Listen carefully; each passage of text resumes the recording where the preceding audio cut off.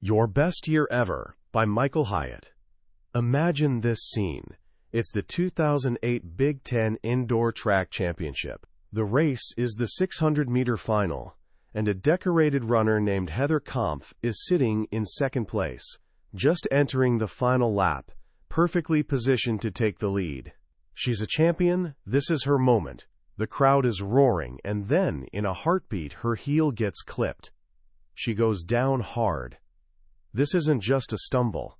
She goes sprawling across the track, face bouncing off the red surface, legs tumbling over her head.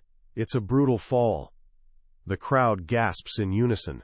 The announcers practically write her off. She's now dead last, with virtually no chance of catching up. Hold that image in your mind for a moment. The champion, face down on the track, the race seemingly over. Because if you've ever felt that way about your own goals, if you've ever kicked off a new year with sky-high ambition, only to find yourself derailed and defeated by February, then you know exactly how Heather felt in that moment. We've all been there, haven't we? We set New Year's resolutions to lose weight, save money, or become better versions of ourselves. For a few glorious weeks, we're unstoppable. But then life happens. The motivation fades like morning mist. And soon enough, those big dreams become just another item on the maybe next year list. What if I told you it's not your fault? What if the reason our goals crash and burn has nothing to do with lacking willpower, and everything to do with following a broken system? That's the revolutionary promise of a truly remarkable book, Your Best Year Ever by Michael Hyatt. This isn't another self-help book crammed with empty platitudes.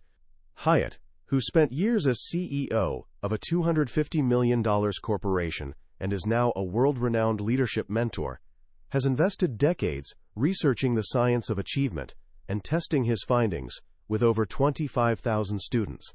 He's discovered that achieving your dreams isn't magic or mystery, it's science. Today we're going to walk through his simple, proven, 5-step plan together. By the end of our time, you'll understand why your past goals have failed, and you'll have a clear, actionable blueprint to ensure this next year becomes the year you finally win your race. So let's go back to that track. Heather Kampf is on the ground, the other runners pulling away. What happens next is a powerful lesson in what's possible when you refuse to stay down. And that's exactly where our journey begins. When Heather Kampf hit the ground, a vacuum of silence sucked the energy right out of the stadium. Everyone assumed her race was over, but in that split second she had a choice. Stay down, accept defeat, and let the story end there. Or get up. She got up. She didn't hesitate or think about it. She pushed off the track and started running, closing the distance with a fire nobody expected. The crowd, which had gone silent, began to roar. One by one, she passed the other runners. Then, in the final stretch, she overtook her own teammate to claim first place. It's an incredible story, but what's truly profound is the question it forces us to ask ourselves. Why do some people, when they fall, stay down, while others get up and win? Michael Hyatt argues that the answer begins long before the race even starts. It begins in our minds. It begins with what we believe is possible. This is the foundation of Step 1, believe the possibility. Hyatt tells a wonderful story about his family's dog, Nelson. Nelson was a sweet dog with one bad habit. Whenever the front door opened, he would bolt. After a few scary close calls with cars, the family installed an invisible fence. It works by burying a wire around the property that communicates with a collar on the dog. If Nelson got too close to the boundary, his collar would give him a little warning vibration. It worked beautifully. Nelson learned to stay within the yard. But here's where it gets fascinating. After a while, they realized the collar wasn't even necessary anymore. The battery had died, or they'd take it off, but Nelson still wouldn't cross the line. You could stand on the other side and call his name, offer him his favorite treat, and he wouldn't budge. The barrier was no longer in the yard. The barrier was in his head. How many of us live our lives with an invisible fence around our potential? We tried something once and got zapped. We failed a test, got rejected, or fell short of a goal, and now, Even though the external barrier is gone, the internal one remains. We tell ourselves stories. I'm just not good with money, or I could never run a 5K, or I'm not creative enough to start that business. Hyatt calls these limiting beliefs, and they're the single greatest poison to our goals. He explains that our minds operate from one of two fundamental worldviews: scarcity or abundance. A scarcity mindset believes there's never enough. Not enough time, money, or opportunity. It's fearful, stingy, and sees challenges as roadblocks. Charlie, a former client of Hyatt's, lived here. He complained about everything, hoarded his knowledge, and believed life was rigged against him. And his success always seemed just out of reach. An abundance mindset, on the other hand, believes there's always more where that came from. It's thankful, confident, generous, and sees challenges as opportunities. Hyatt's friend Robert embodies this. He greets everyone with a smile, invests in others' success, and as a result, success comes back to him in countless ways. The first step to your best year ever is to consciously choose abundance. It's about recognizing your limiting beliefs and upgrading them to what Hyatt calls liberating truths. So how do you do this? He offers a simple 6-step process. First, recognize the limiting belief. When you hear yourself say, "I can't," or "I always," that's your clue. Second, record it. Write it down. This simple act externalizes the thought and strips away its power. Third, review it. Is this belief actually serving you? Is it empowering you? The honest answer is almost always no. Fourth, reject or reframe it. If it's plainly false, reject it outright. If there's a kernel of truth, reframe it. Instead of, "I'm too old to start a business," you could say, "My age gives me wisdom and experience that younger entrepreneurs lack." Fifth, revise it. Write down the new, liberating truth. And finally, sixth, reorient yourself to it. Start living as if this new belief is true. This isn't about faking it until you make it. It's about understanding that our beliefs shape our reality by shaping our actions. If you believe you can't, you won't even try. But if you believe it's possible, you start looking for ways to make it happen. You remove the invisible fence. But even with a powerful new mindset, there's still a weight that can hold us back. It's the baggage of the past, unresolved failures, unacknowledged efforts, and lingering regrets. This brings us to step 2, complete the past. You can't drive forward if you're only looking in the rearview mirror. Hyatt says that before we can design our future, we need to get closure on what's behind us. He introduces a powerful tool used by the U.S. Army called the After-Action Review. It's a simple process for learning from experience, and it has 4 stages. First, you state what you wanted to happen. What were your goals, dreams, and expectations for the last year? Think across all the areas of your life, not just work, but your health, relationships, and personal growth. Second, you acknowledge what actually happened. This is where you get brutally honest. What were your disappointments? What regrets are you carrying? And just as important, what did you accomplish that you're proud of? What should you have been acknowledged for but weren't? This isn't about blame. It's about honest assessment. Often we're doing better than we give ourselves credit for. Third, you learn from the experience. What were the major life lessons from the past year? Hyatt shares a painful story of being fired by a client right before landing a huge deal. It was devastating, but he learned invaluable lessons about not putting all his eggs in one basket and securing alignment up front. We must distill the wisdom from both our wins and our losses. Fourth, you adjust your behavior. Learning is useless if it doesn't lead to change. Based on what you've learned, what will you do differently going forward? This process clears the emotional clutter and allows you to step into the future with wisdom and confidence. Within this step lies a profound secret. Hyatt reveals that our biggest regrets often point directly to our greatest opportunities. He calls this the opportunity principle. Research shows that we feel regret most strongly in areas where the chance for corrective action is greatest. That nagging feeling about your health, your career, or a relationship isn't a sign that it's too late. It's a sign that it's not too late. Regret isn't a roadblock. It's a road sign, pointing you toward where you need to go next. To complete the past, Hyatt adds one final, crucial element: gratitude. A spirit of gratitude is the ultimate antidote to a scarcity mindset. It shifts our focus from what we lack to what we have, building the resilience and optimism we need to strive for big goals. So now you've upgraded your beliefs and made peace with the past. The runway is clear. It's time to take flight. This is step 3, design your future. This is where the magic happens, where you stop drifting and start intentionally steering your life. But as we know, most goals are doomed from the start. Lose weight or save more money are wishes, not goals. They lack clarity and power. Hyatt provides a powerful framework to fix this. It's an upgrade to the well-known SMART goals system. He calls it smarter goals. Every one of your goals should check these 7 boxes.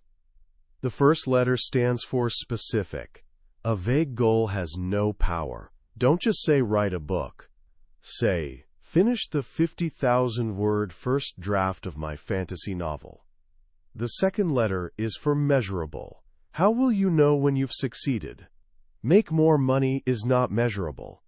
Increase my sales commissions by 20% is. Measurement allows you to track progress, which is a huge motivator.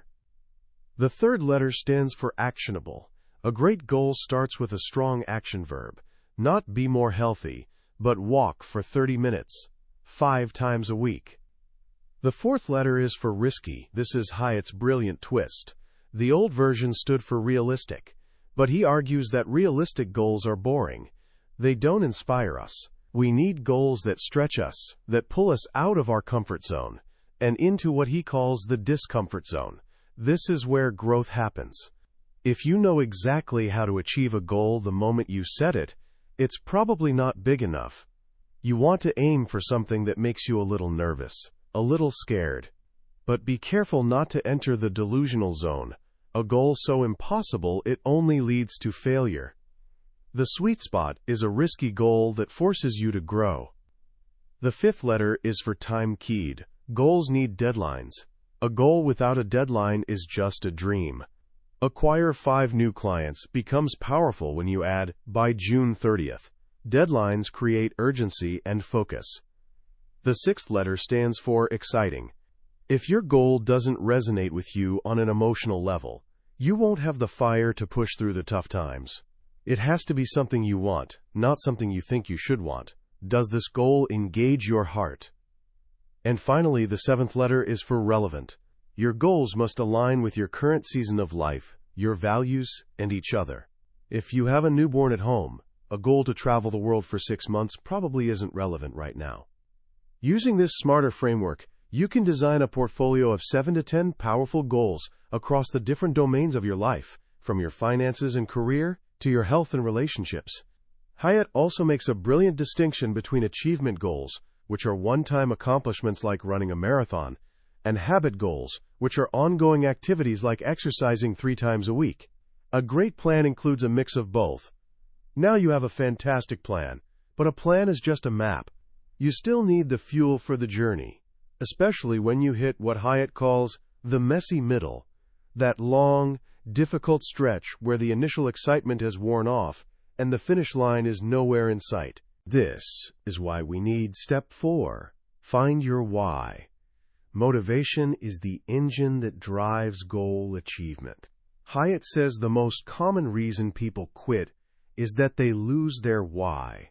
Your what, the goal itself, needs a powerful why behind it. He stresses the difference between external motivation, doing something for a reward or to please someone else, and intrinsic motivation, doing something because it's personally meaningful to you. Intrinsic motivation is a far more powerful and sustainable fuel source. To find your why, you need to ask yourself for each goal, why does this really matter to me? And don't stop at the first answer. Go deeper. List every reason you can think of, then prioritize your top 3. These are your key motivations. When Hyatt was writing his bestseller Platform, He got buried in other work and was ready to give up. He felt defeated. Then he pulled out the list of his whys for writing the book, to help thousands of creatives, to establish his authority, and to prove his own system worked. Reconnecting with those powerful reasons, not just intellectually but emotionally, reignited his passion and carried him to the finish line. You must write down your why for every goal and review it constantly. It's the lifeline that will pull you through the messy middle. But you don't have to make the journey alone. In fact, you shouldn't. Part of finding your why is finding your who. Hyatt shares the story of J.R.R. Tolkien, who almost gave up on writing The Lord of the Rings multiple times. The only reason he finished, Tolkien himself said, was the sheer encouragement of his close friend C.S. Lewis. Success is not a solo sport. We need a community. We need friends who will provide encouragement, accountability, and even some healthy competition to keep us sharp. So now you have the belief, you've cleared the past, you have a brilliant plan, and you're deeply connected to your why. There's only one thing left to do. Step 5. Make it happen. This is about execution. It's where the dream meets the pavement. Hyatt warns against the trap of paralysis by analysis, embodied by the Civil War general George McClellan, a brilliant planner who was so cautious he never wanted to attack. A plan is useless without action. The key to action is to make it easy. Forget the old advice to eat that frog and tackle your hardest task first. Hyatt says that's a recipe for procrastination. Instead, he advises doing the easiest task first. When you start a big project, break it down and identify the smallest, lowest bar next action you can take. This creates quick wins, which release dopamine in your brain and build momentum, confidence, and motivation. To make action even more automatic, he introduces a powerful tool called activation triggers. These are simple if-then statements that pre-decide your response to a specific cue or obstacle. For example, instead of relying on willpower to exercise in the morning, you create a trigger. When my alarm goes off at 6 a.m., then I will immediately put on the gym clothes I laid out the night before. You're not deciding whether to work out when you're groggy and tired. You made the decision when you were clear-headed. This simple trick dramatically increases follow-through. Finally, to stay on course, you need an instrument panel. Just like a pilot flying in the dark, you need a way to track your progress. Hyatt recommends a 3-part review system. A daily review takes just a minute. You scan your list of 7 to 10 goals and identify your daily big 3, the 3 most important tasks you can do today to move you closer to your goals.